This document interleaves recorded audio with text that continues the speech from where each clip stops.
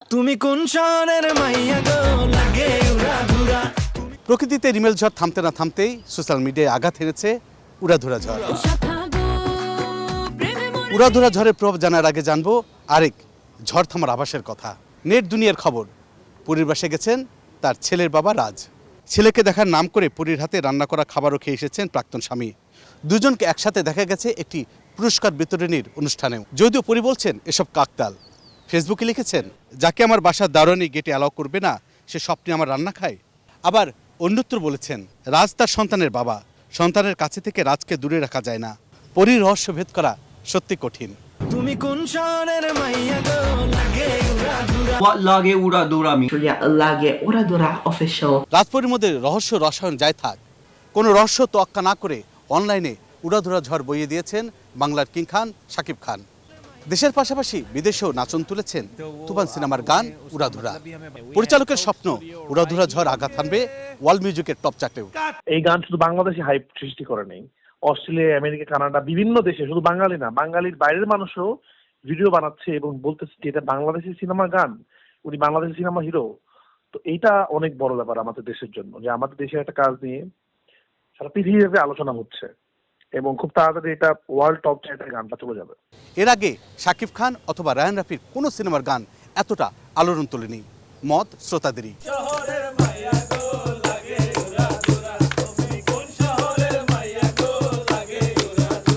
ভাই ফাটায়া দিছে, শাকিব খানের গান অনেক ফাটায়া দিছে। উড়াধুরা উড়াধুরা উড়াধুরা সেই লাগছে ভাই। খুবই ভালো একটা গান হয়েছে এবং বাংলা গানের যে জগৎ এটাকে সমৃদ্ধ করেছে এই গান।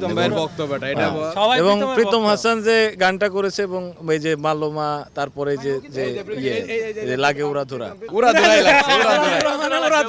বুঝতেই পারছেন উড়াধুরার প্রভাব। এই নিয়ে কিন্তু ব্যস্ততা বেড়েছে টিকটকার আর রিল নির্মাতা। সজনী সজনী তোমার দেখ I'm taking this. তুমি কোন শহরের মাইয়া গো লাগে উড়াধুরা। গেল urea It's just gonna pick up.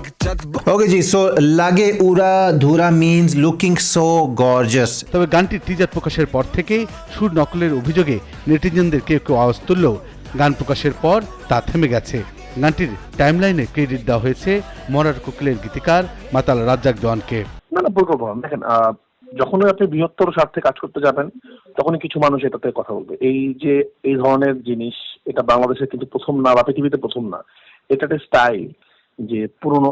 আমরা কিন্তু গানকে, আমাদের আজকে গান যে ভাইরাল হচ্ছে, এবং আমাদের দেশীয় গান ভাইরাল হচ্ছে আসলে ফোক গান। আজকে কোক স্টুডিও এটা করছে না, বাইরের দেশে কোক স্টুডিও করছে না। প্রীতমের আগে গানগুলো এটা আছে না, লোকাল বাস আছে না, কত দেগড়া আছে না, তখন তো কেউ কথা বললো না। শ্রেণী তখন কেন বললো না? তাহলে তো সব এটা।